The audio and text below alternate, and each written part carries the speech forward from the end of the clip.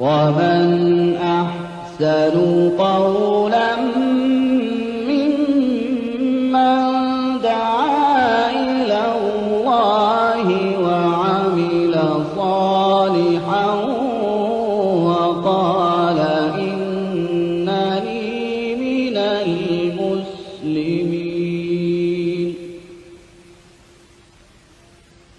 ولا تستوي الحسنة ولا السيئة ادفع بالتي هي أحسن فإذا الذي بينك وبينه عداوة كأنه ولي حميم. وما يلقى